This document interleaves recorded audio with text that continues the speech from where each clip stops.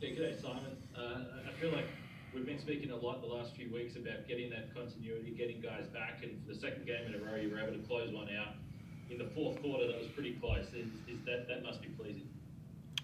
Yeah, today was a pleasing game. I thought that was our best performance in a long while. Obviously, Melbourne coming back from Perth, you bring a bit of lagging behind, and it can be really tough. But you got to take advantage when you get those situations. They've had us off the plane as well, so and we've had our 3 and 5. So really pleased with the boys. I thought we were solid. Some of the things that we didn't do well in the first half, we talked about, we covered, and we made up for it the second half. And that's something, especially in that third quarter, that's something we've probably struggled with during our downtime. And I know you generally like to talk about the team, but the guy next to you, and again, the second game in the last week, in the fourth quarter, and the second half really in total, really took over the scoring offensively. Yeah, that's what he does. We missed him for a long time, and took him a little while to get his mojo back. But I mean, you guys remember back. That's what he was doing before he got hurt. So, excellent composure, both sides of the ball, spread that floor, played in the gaps, and made great decisions, and closed the game out. It was a wonderful performance, I thought.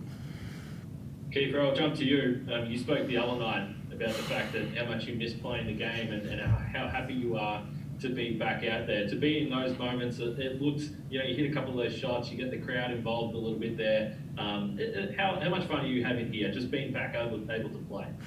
I'm having a lot of fun, man. I mean, it's crazy. Like you said, right now I don't even know how to feel. Like, should I be happy? I'm still focused from the game, but like you said, I just love to play the game. I love to win. So I mean, it's not just scoring down the stretch. I want to defend. Trying to stop guys, trying to make sure we get stops, lead, make sure we're in the right place. Like Coach said, just be an extension of him. Make sure we run in the right plays. Make sure the spacing is right. Make a nice pass to Yanni. He finished. So I mean, I don't just score. I mean, I just try to do everything that I can to win a basketball game, and that's what it comes down to. And that's my job. That's why I'm here. And like I said, I love to do it. So I don't know how to feel. I think I'll know maybe later or so when I get home. But it just feels so good to be back. But I'm just still so focused in game mode. It's crazy.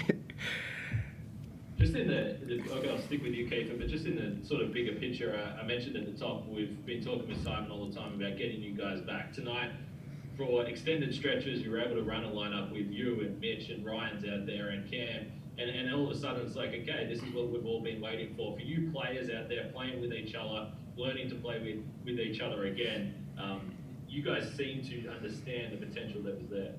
Yeah, and that's this crazy thing. I mean, we're still getting better. I mean, a lot of possessions where, I could just tell that, we're going to go and look back at it and be able to get better. Like you said, Rowdy is still getting better. Cam is injured. Still finding, Cal's rhythm, with me. Still finding Zay's rhythm with me. So, I'm conscious of those things too, during the basketball game. Obviously, like I said, we're trying to win, but, I mean, it's scary. I mean, I was just saying in the other interview that, I'm just so tired of hearing people saying how we're inconsistent, how bad we are, this and that, when, we're really good. We actually really good. And, sorry to curse, we're really good. And we're only going to continue to get better. And that's just scary for other guys. They got those guys at the top two of the ladder, but those guys know that that we're not just no pushover, and that, we have high-level players. So like you said, when those guys get to hitting, it's going to be crazy.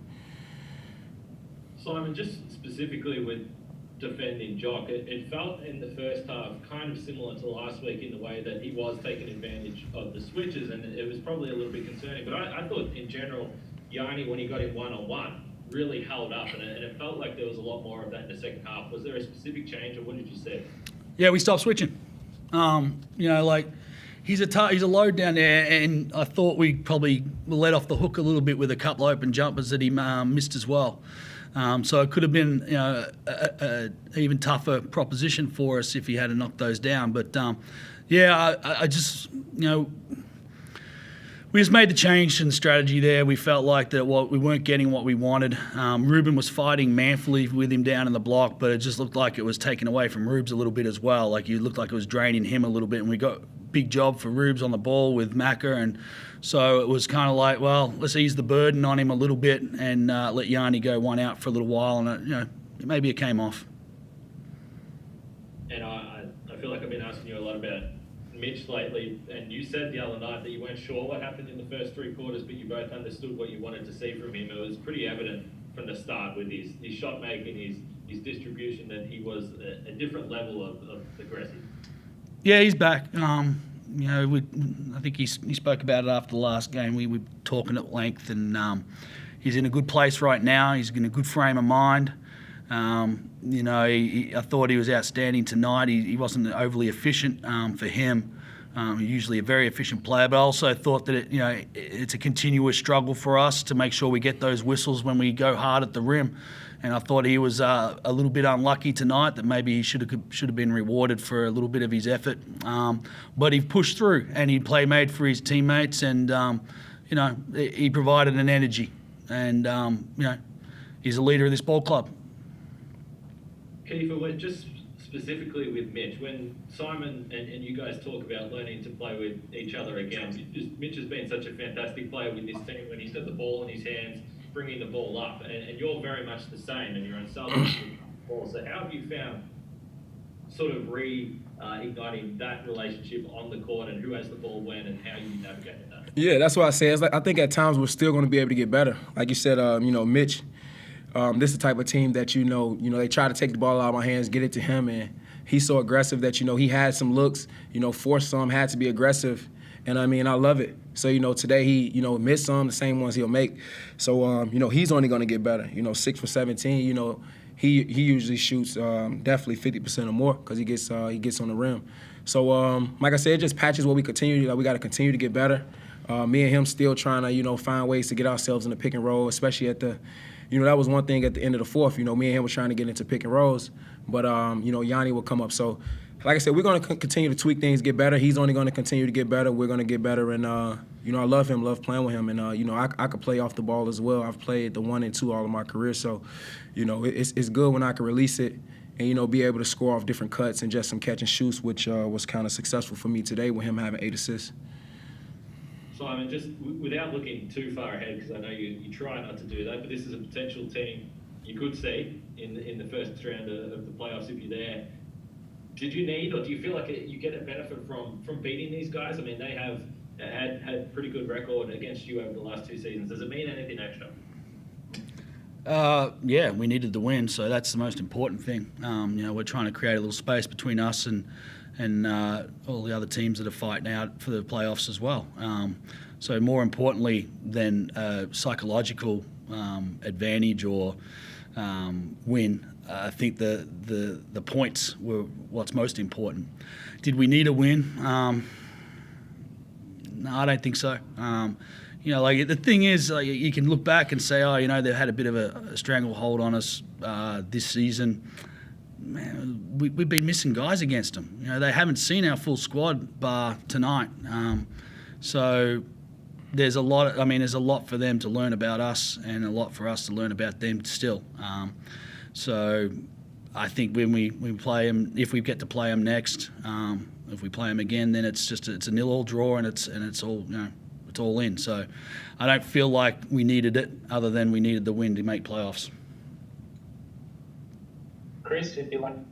Yeah, just a couple quickly, Simon. You touched on it there, how important the win was in terms of opening up a little bit of a gap. I think you're 3 games clear now in third spot of Sydney, who are fifth.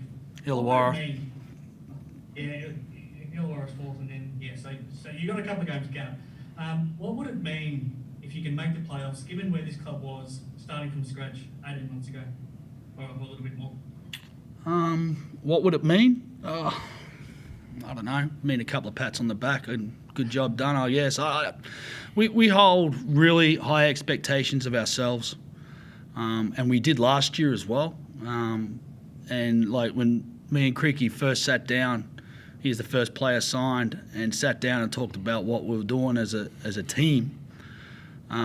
We looked each other in the eye and said, we ain't putting limits on what we can achieve. And I guess we continue with that. It's never been a situation where it's like, oh, look at us, aren't we doing great? Like, it's for us, it's like, let's keep getting better, and maybe when the season's done, I might be able to appreciate some sort of sentiment towards being a second-year club and pushing for a playoffs. But right now, there's a job to do ahead of us, and I'm certainly not celebrating on anything. We haven't qualified yet. We've got Brisbane in a 3-game series between now and the end of the season. We've got to travel to New Zealand. We've got Cairns again. Like, there's some tough games ahead of us, and that's where our focus will remain.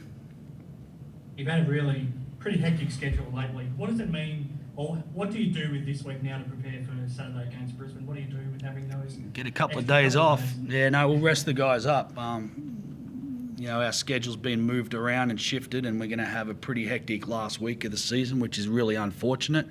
We're not too pleased about it, but that's life in COVID, right? So the next 2 weeks are going to be pretty light, and what we'll be able to do is, firstly, we'll be able to train, which is great because we've got guys that we need to work together. You're talking about Keifer and Mitch. The little time that we've had plenty of 2-on-2 at our practices to try and get those two in sync. We get to do a little bit more of that. We get to get Rowdy involved in some 3-on-3s and get him in sync and get Cam back in sync. And, we'll use the time wisely, but also we've got to make sure that we utilise the time to get these bodies fresh. We've had a really tough season from a health standpoint, and we've got to make sure that we tick all those boxes moving ahead.